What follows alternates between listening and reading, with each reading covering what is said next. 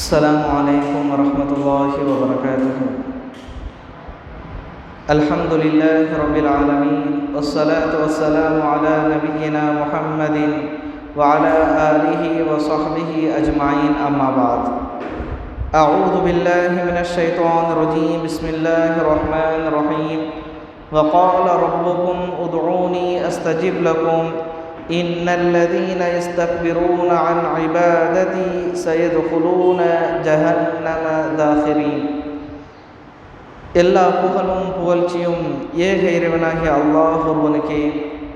அவனுடைய சாந்தியும் சமாதானமும் அவனுடைய தூதர் முஹம்மது ஸல்லல்லாஹு அலைஹி வஸல்லம் அவர்கள் மீதும், அவருடைய வாழ்க்கை வரலாறு பின்பற்றி வந்த உத்தம சஹாபாக்கள், தாபியன்கள், தபோ தாபியன்கள், உலகத்தில் வாழக்கூடிய அனைத்து முஸ்லிம்கள் மீதும் உண்டாவட்டுவனாக. கணியத்திற்குரிய எல்லாம் அல்ல அல்லாஹ்வின் நல்லடியார்களே, அல்லாஹ் சுப்ஹானஹு வ தஆலா மனிதனை படைத்து அந்த மனிதன் வாழ்வதற்கு தேவையான அனைத்து வாய்ப்புகளையும் இந்த உலகத்தில் அல்லாஹ் ஏற்படுத்தி கொடுத்திருக்கின்றான். எல்லாமே ஏற்படுத்தி கொடுத்த இந்த மனிதனுக்கு அல்லாஹ் கட்டளையிடக்கூடிய ஒரே ஒரு விஷயம், மனிதர்கள் இந்த உலகத்தில் வாழக்கூடிய காலகட்டத்தில் அல்லாஹ் ஒருவனை மட்டும்தான் வணங்க வேண்டும் என்று அல்லாஹ் கட்டளையிடுகின்றான். மனிதர்களை படைத்த நோக்கமே அல்லாஹ்வை வணங்குவதற்காக மட்டும்தான். வமா ஹலக்துல் ஜின்ன வல் இன்ஸ இல்லா லியஅபுதூன். மனிதர்களையும் ஜின்களையும் என்னை வணங்குவதற்காகத்தான் படைத்திருக்கின்றேன் என்பதை அல்லாஹ் சொல்லி காட்டியிருக்கின்றான். இவ்வாறு அல்லாஹ் சொல்லியிருக்கும் பொழுது மனிதர்கள் வணக்கங்களிலே ஒரு சிறந்த வணக்கமாக அல்லாஹ் எதை சொல்கின்றான் என்றால் துஆ, பிரார்த்தனை அல்லாஹ் முக்கியமாக சொல்லியிருக்கின்றான். தொழுகை எப்படி ஒரு இபாதத்தாக இருக்கின்றதோ, நோன்பு வைப்பது எப்படி ஒரு இபாதத்தாக இருக்கின்றதோ, தான தர்மங்கள் கொடுப்பது எப்படி ஒரு இபாதத்தாக இருக்கின்றதோ, அதே போல மனிதன் அல்லாஹ்விடத்தில் பிரார்த்தனை செய்வது, தன்னுடைய தேவைகளை அல்லாஹ்விடத்தில் கேட்பது ஒரு இபாதத் என்று அல்லாஹ் சொல்லி காட்டியிருக்கின்றான். நபிகள் நாயகம் ஸல்லல்லாஹு அலைஹி வஸல்லம் சொல்லியிருக்கின்றார்கள், அத்-துஆஉ ஹுவல் இபாதா. பிரார்த்தனை அது ஒரு வணக்கமாகும்.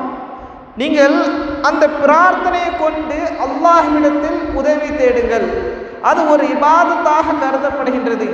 பிரார்த்தனையை நீங்கள் சாதாரணமாக கருதாதீர்கள். அதை நீங்கள் கேளுங்கள் என்று அல்லாஹ்வுடைய குர்ஆனுடைய அந்த வசனத்தை ஓதி காட்டி சொல்லி காட்டினார்கள்.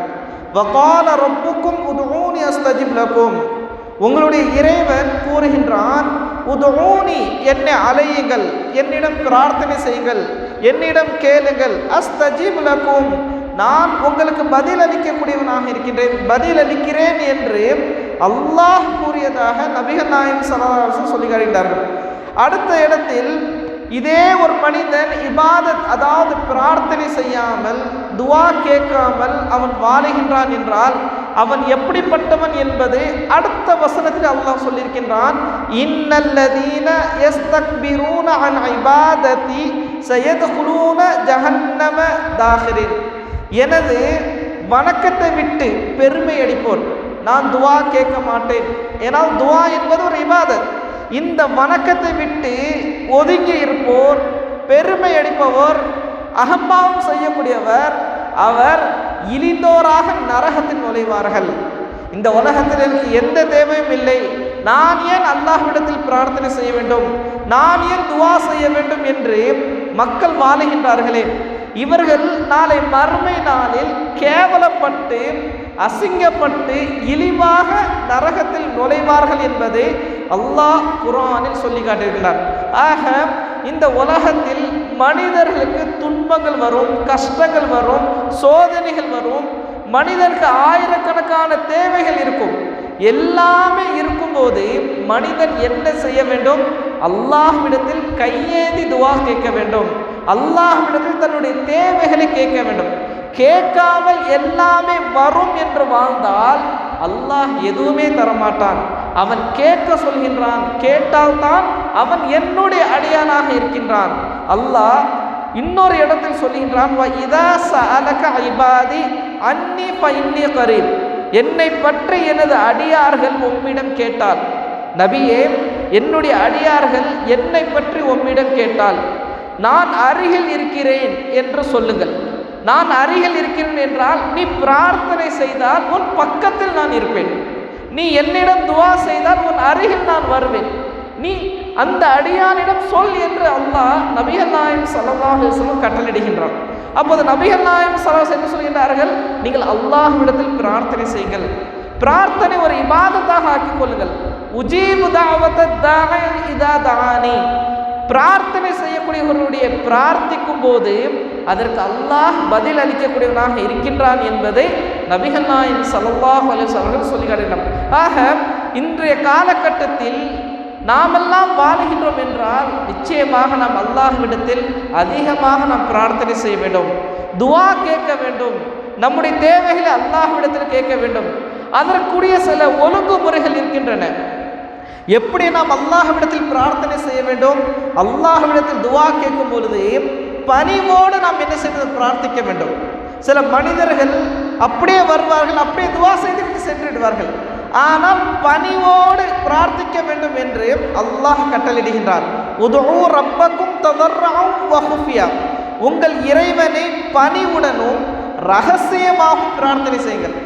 ஒரு அல்லாஹ்விற்கு முன்னாடி ஒரு அடிமைத்தனத்தை வெளிப்படுத்தியவராக, நான் ஒரு அடிமை, நான் பணிவுடன் அல்லாஹ்விடத்தில் கேட்கின்றேன், இப்படி ஒரு மனிதன் அல்லாஹ்விடத்தில் பிரார்த்தனை செய்யும் போது அல்லாஹ் அதை ஏற்றுக்கொள்ளக்கூடியவனாக இருக்கின்றார். ஆனால் மனிதர்கள் அப்படி கேட்பது கிடையாது. ஏதோ வருகின்றார்கள், கேட்கின்றார்கள், அப்படியே சென்று விடுகின்றார்கள். இது அல்ல என்பதை அல்லாஹ் சொல்லியிருக்கின்றார். இரண்டாவதாக அல்லாஹ் ரகசியமாக கேளுங்கள், எல்லோரும் இருக்கும்போது கேட்காதீர்கள், ரகசியமாக கேட்கும் பொழுது அல்லாஹ் அந்த பிரார்த்தனை அங்கீகரிக்கின்றார். ஜக்கரியா அலைஹிஸ்ஸலாம் அவர்கள் தனக்கு பிள்ளை இல்லை என்ற ஒரு கவலையில் இருக்கும் பொழுது அவர்கள் என்ன செய்கின்றார்கள், அந்த நேரத்தில் கவலையில் வாழ்ந்து கொண்டிருக்கின்றார்கள். மரியம் அலைஹிஸ்ஸலாம் அவர்கள் அவர்களுடைய அறையில் அவர்கள் இருக்கும் பொழுது அந்த இடத்தில் விதவிதமான பழங்களை பார்க்கின்றார்கள். அன்றைய காலகட்டத்தில் கிடைக்காத ஃப்ரூட்ஸ், பழங்கள் அப்போது மரியம் அலைஹிஸ்ஸலாம் அவர்களுக்கு கிடைக்கின்றது. இதை பார்த்த உடனே அன்னாலக்கி ஹாதா, இது எல்லாம் உனக்கு எங்கேருந்து வந்தது என்று மரியம் அலைஹிஸ்ஸலாமிடம் ஜக்கரியா அலைஹிஸ்ஸலாம் அவர்கள் கேட்கின்றார்கள். அப்போது மரியம் அலைஹிஸ்ஸலாம் அவர்கள் சொன்னார்கள், காலத் ஹுவ மின் இந்தில்லாஹ், இது இறைவனிடமிருந்து எனக்கு வந்தது என்று மரியம் அலைஹிஸ்ஸலாம் அவர்கள் சொல்கின்றார்கள்.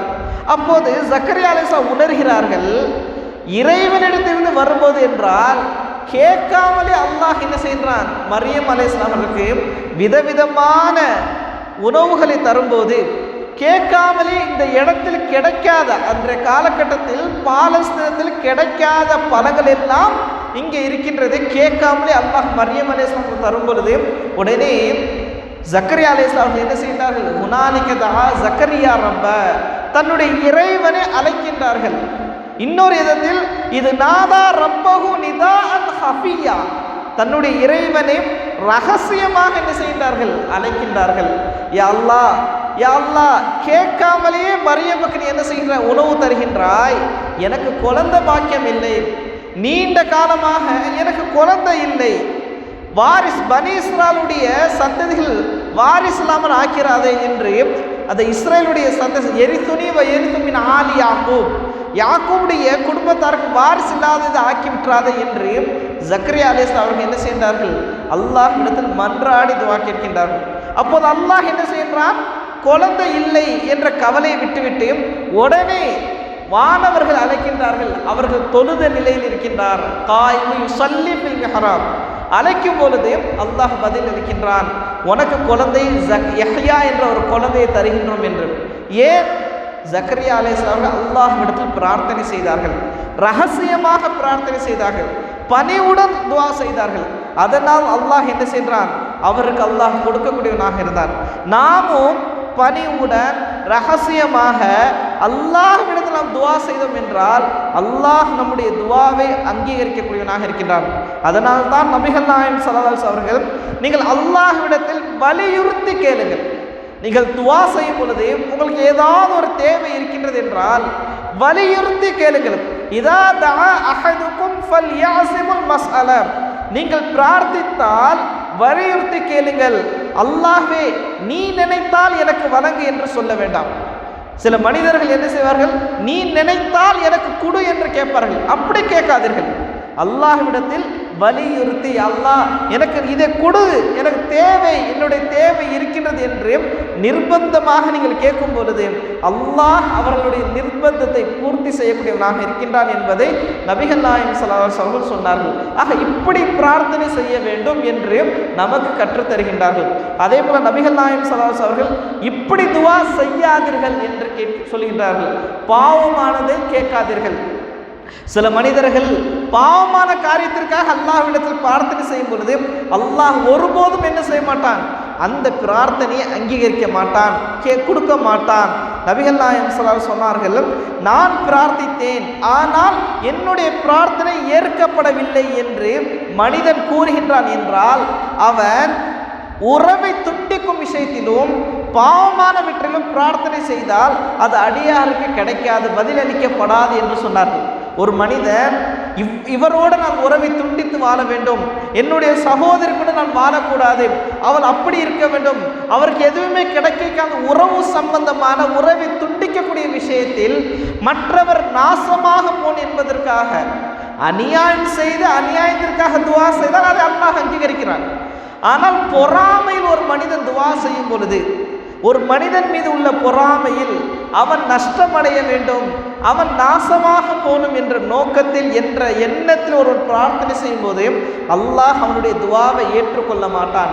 அதே போல பாவமான காரியத்தில் அடுத்தவனுடைய பொருளை அபகரிப்பதற்காக ஒரு கோர்ட்டில் ஒரு கேஸ் நடக்கின்றது, அது அநியாயமாக இருக்கும் பொழுது நமக்கே தெரிகின்றது அவருடைய சொத்து அது அநியாயமாக இருக்கின்றது.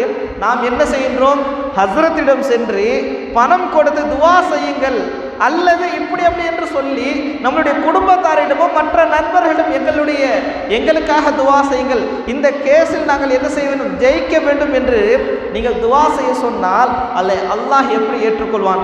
அது அநியாயமாக இருக்கின்றது, அது மற்றவர்களுடைய சொத்தாக இருக்கும் பொழுது அது ஒரு பாவமான காரியமாக இருக்கின்றது.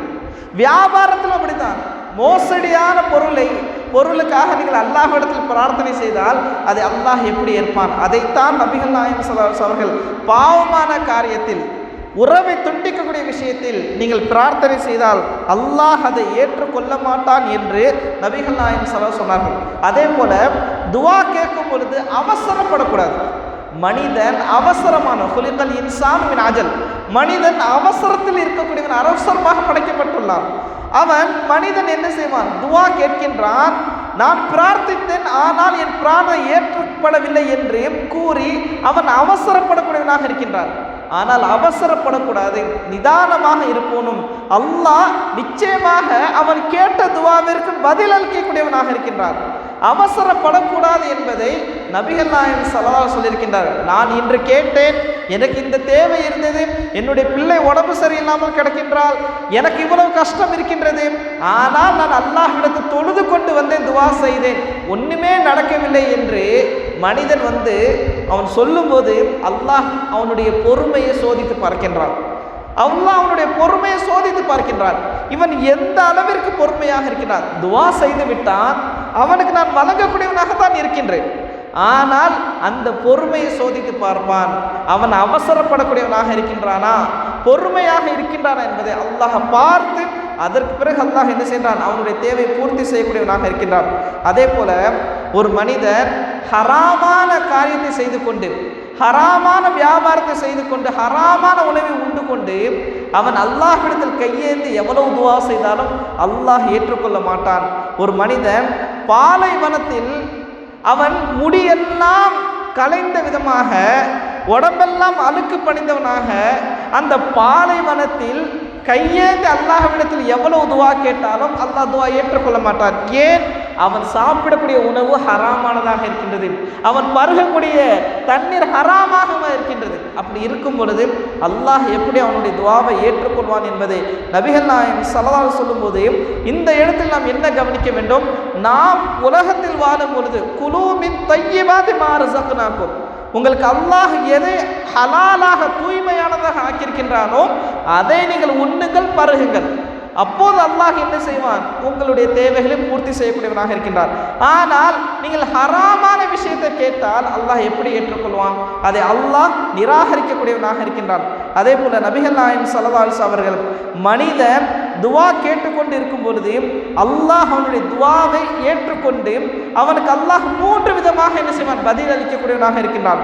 ஒன்று, அல்லாஹ் ஒரு மனிதன் ஒரு துவாவை செய்கின்றான் என்றால் அந்த துவாவிற்கு அல்லாஹ் அவன் கேட்கக்கூடிய ஒன்றை அதையே தரக்கூடியவனாக இருக்கின்றான். எனக்கு ஒரு பொருள் தேவைப்படுகின்றது, அந்த பொருளை அவன் கேட்கும் பொழுது அதை அப்படியே அல்லாஹ் தரக்கூடியவனாக இருக்கின்றான். ரெண்டாவதாக, ஒரு மனிதன் ஒன்றை கேட்கும் பொழுது அல்லாஹ் அதை கொடுக்க மாட்டான். அதை கொடுக்காமல் அவனுக்கு அல்லாஹ் மறுமை நாளில் கொடுக்கக்கூடியவனாக இருப்பான். இந்த உலகத்தில் அவன் கேட்டது கிடைக்காது, ஆனால் அவன் கேட்டதற்காக அல்லாஹ் அவனுக்கு என்ன செய்வான்? மறுமை நாளில் வேறொரு நன்மை தரக்கூடியவனாக இருப்பான். அல்லது மூன்றாவது என்னவென்றால், மனிதன் ஒரு பொருள் கேட்பான், ஆனால் அதில் அவன் ஹைர் இருக்கிறது நினைப்பான், ஆனால் அல்லாஹ்விற்கு தெரியும் அது ஷர்ராக இருக்கும், அதைவிட மேலானது, அதைவிட சிறந்தது வேற ஒன்றை அல்லாஹ் என்ன செய்வான்? தரக்கூடியவனாக இருக்கின்றான். ஆக அல்லாஹ் மனிதனை வெறும் கையோடு விட மாட்டான், அவனுக்கு ஏதாவது ஒன்றை கொடுப்பான்.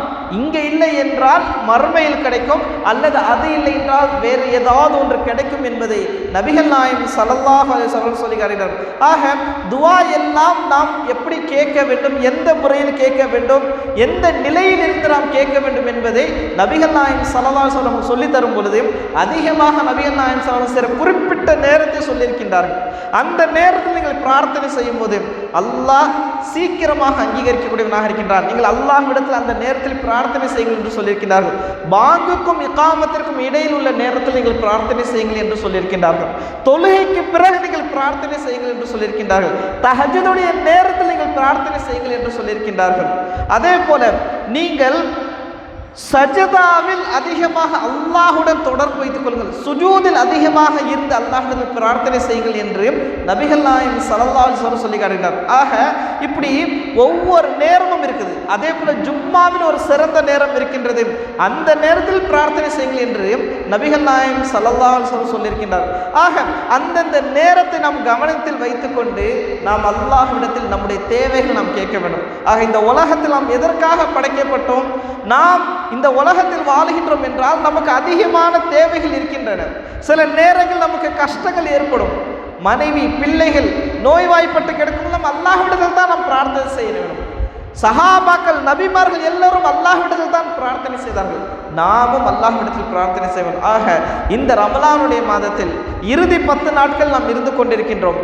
நாம் அல்லாஹ்விடத்தில் நம்மளுடைய பாவம் மன்னிப்பு தேடுவதற்கு பிறகு, நாம் அல்லாஹ்விடம் தௌபா செய்ததற்கு பிறகு நம்முடைய தேவைகளே நாம் அல்லாஹ்விடத்தில் பிரார்த்தனையின் மூலமாகத்தான் நாம் தேட முடியும்.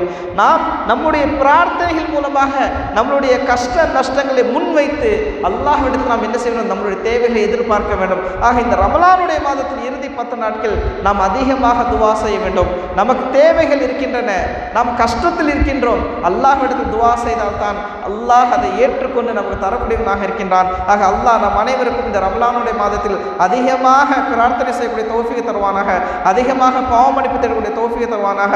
அல்லாஹும்ம இன்னக அஃபூன் துஹிப்புல் அஃவ ஃபஅஃபு அன்னா, அல்லாஹும்ம இன்னக கரீமுன் துஹிப்புல் அஃவ ஃபஅஃபு அன்னா. அதே போல் அல்லாஹ் இந்த உலகத்தில் வாழும் பொழுது நாம் செய்யக்கூடிய ஒவ்வொரு அமல்களையும் ஏற்றுக்கொள்ளக்கூடிய பாக்கியத்தை தருவானாக.